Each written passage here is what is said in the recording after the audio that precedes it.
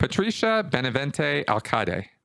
I'd like to ask you about something everyone who has been under significant undue influence has experienced. How do you get in touch with your real you? The person who is there, although not fully emerging, the person you were before being manipulated by the narcissist or the cult. Do you happen to know any literature, books, videos about that particular subject? Hey, Patricia, thank you. And I hope I didn't butcher your name too much there. Yeah, there's a lot of stuff about this. Steve Hassan writes about it. It's basically the whole pre-cult personality thing is something he has put forward. I think that's his theory. If not, it might go earlier to Yanya or Margaret Singer or something. You might check out Cults in Our Midst as a book to read to try that might go into that. But certainly Steve Hassan's books all go into that. What do you have? Combating Cult Mind Control and Freedom of Mind and stuff like that. So you can check those books out as other references on that. What I will tell you are pretty much just my experience and thinking on that topic. I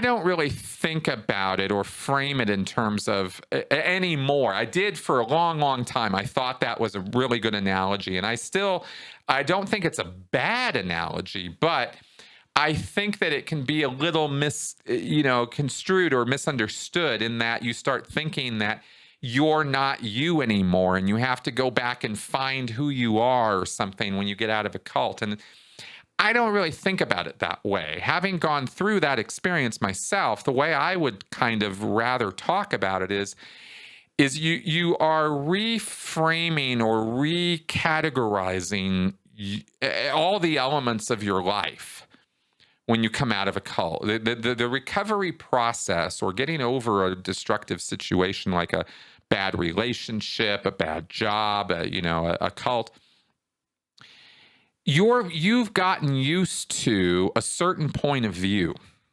You've gotten used to you've become habituated to thinking certain ways, to using certain words or phrases, you've been culturized basically into a way of approaching the world and believing and perceiving the world. That's what being in that kind of cultic milieu is. Well, that's what we're talking about. So you can change that, and we do change that all the time. If people immigrate from one country to another, they're engaged in a very similar process of unlearning what they used to know and learning a whole new way of framing what is really the same world. It's not like when you move from one country to another, you're changing planets or something, but it sometimes feels like you are because the language is different. The priorities of the culture are different. Food's different. Travel is different. The streets can be different. Even colors can be different. So life can suddenly look very, very weird, and you can feel like a completely different person after you've reacclimated to this new environment that you are in. And I think that's kind of more of what's going on when you're going from, into a totalist cult situation. Out of that, you're suddenly given the power of choice and freedom to think any way you want and believe anything you want. And that's a little heady and it's a little hard to get used to. And you're so used to thinking along certain lines because of the language and the mental constructs that language represents. And that's why I talked from the very beginning and continue to say, get the language out of your head. Stop using it. Stop thinking with it. That is probably one of the most important things you can do to, sort of readjust your thinking. And you'll discover by doing that, you'll have to pull from your own understanding and reservoir of knowledge, including your pre-cult time, right? Like for me, the word critical. In Scientology, critical is a very bad word. You don't want to be critical. Being critical means you have overts, you have sins, you have moral transgressions. We have to sit you down and make you confess because you're being critical. Not a good thing. Outside of Scientology, engaging in critical thinking and being skeptical and critical is a very important essential, dare I say, characteristic to have. It's very important to be critical and to develop good critical thinking skills. So, same word, very different concepts, very different ideas. And so, really reintegrating your thinking back to, more accepted, more commonly understood, more maybe true or empirically proven or rational sort of things, right? That's the kind of stuff you want to glom onto when you come out of a cult. And really focus your thinking on retraining yourself to go in those directions. That's what's worked for me. For other people, maybe there are other ways of doing this, but that's what's worked for me. Admittedly, I try to approach things more from a skeptical, analytical point of view than from an emotional one, you could say.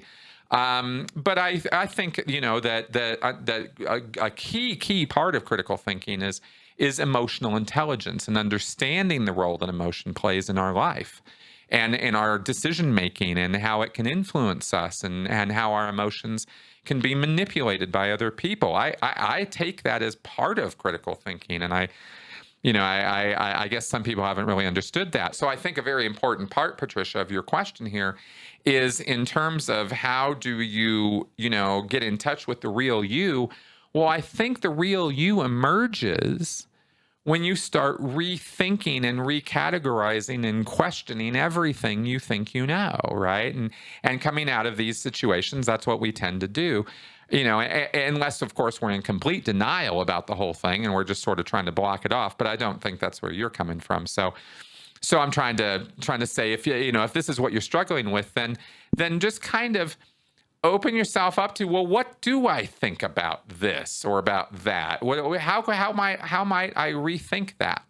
If you don't like how you're thinking about something, well, how do you want to think about it? And how do you make a little bridge to get there? I had to do that when I re-examined or sort of rethought about the whole, homosexual LGBT thing. Coming out of Scientology, I was very homophobic, and that's really the word to use. I mean, I was homophobic, no question about it. And I had to rework that whole thing. And I knew there was a problem, and I knew that I wanted to resolve that problem. But getting there wasn't just a matter of changing my mind. I had to go read and watch and learn and kind of, steep myself in a little bit to unlearn the earlier Scientology crap and let that go. And one last thing I want to say about this real fast is that it's not a matter of you find yourself and then you're done. You are a work in progress till the day you die. You, me, all of us. It's okay that we change our minds. It's okay that we learn new things, that we grow, that we evolve. It would be kind of weird if we didn't. In many, many ways, the problem with destructive cults is they force you to stop changing. They force you to stop evolving. You have to be a particular thing, and you have to stay that way. And it's really kind of, I think, more natural for us to be willing to change our minds, to accept new information and think about things and rethink about things and look at stuff in a different way. And that's, I think, reflective of who we really are. If you're looking for yourself, I think it's that element of you that is curious, that is inquisitive, that is wondering about the world and eager to explore it and look into it and live life and all of that. That's kind of, when you come down to the brass tacks of it, I think that's who we really are. And it could be, and there's so many different ways of developing that I don't want to narrow it down to one or two ways. So I'm just throwing out lots and lots of suggestions and ideas about how I've approached this, and maybe that might help you in your process. And if not, again, there's books on this. There's therapy available for help with this. There's lots and lots of approaches to it. So don't take everything I'm saying here as the only way to go about this, because that is far from the case. It's just the stuff that's most real to me, because it's what I've done. And there you go.